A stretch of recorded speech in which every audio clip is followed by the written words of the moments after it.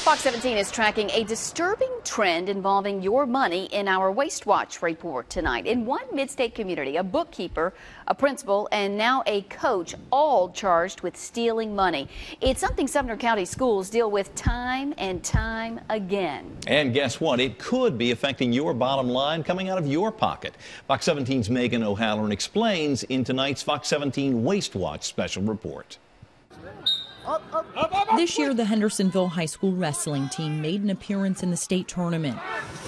Shortly after that, their coach made an appearance in court. Coach William Lackey turned down our request for an interview, but he'll have to face a judge on theft charges.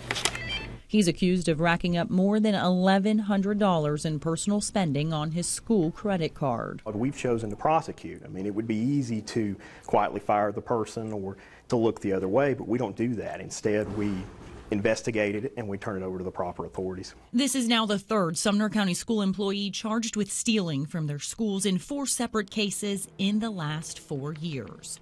Could this be a policy problem? In each and every case, you're required to submit a receipt that's reviewed by the bookkeeper, the principal, and then ultimately our internal auditor. 3 levels of oversight, but what happens when it's the person signing off on those expense reports who turns out to be the one accused of stealing? In 2011, former Millersville Elementary School principal Shelley Petty turned herself in after reports of missing money.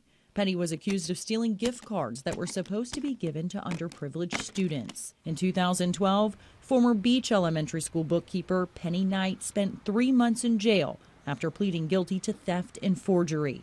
The state comptroller's office said Knight stole more than $17,000 and it went unnoticed for 2 years. The state claims it was a lack of oversight and checks and balances. That same year, Sumner County Schools fell into a budget shortfall, coming up millions of dollars short. It ended up delaying the start of school for several days.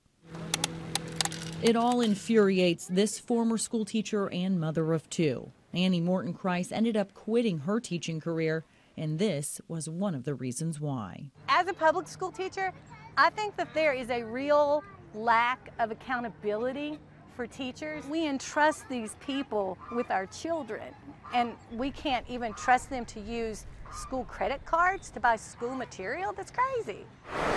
While the majority of teachers do follow the rules, the few who don't aren't painting a pretty picture in Sumner County. But is anything really being done to tighten up the system? Turns out parts of the school board's general budget policy haven't been updated in more than 18 years. You think maybe it's time to update it? That's a decision for the board. I mean, all policies, and they're actually in the middle of a review process in which they'll be reviewing every single policy. Sumner County Schools have, however, banned the use of gift cards.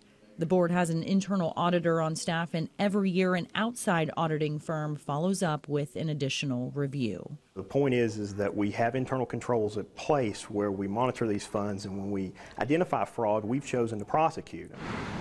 Someone who's seen it all play out over the years, Sumner County Executive Anthony Holt. Holt agrees some changes could be made to improve the way fundraising money is handled. Control is a little bit more difficult in that situation, and we probably need to do a better job as elected officials to try to help to come up with an accounting system that is more responsible. When it comes to Coach Lackey, be here May 28th with your attorney. That's where his case stands right now in Sumner County Court. Well, right now, bookkeeper Penny Knight is on probation after serving 90 days in jail. She paid more than $19,000 back to Sumner County Schools. Principal Shelley Petty also made restitution. Petty was reprimanded for not following accounting procedures before she transferred to Millersville Elementary School, where she eventually resigned. Petty, by the way, still has an active administrative and teaching license on file with the state.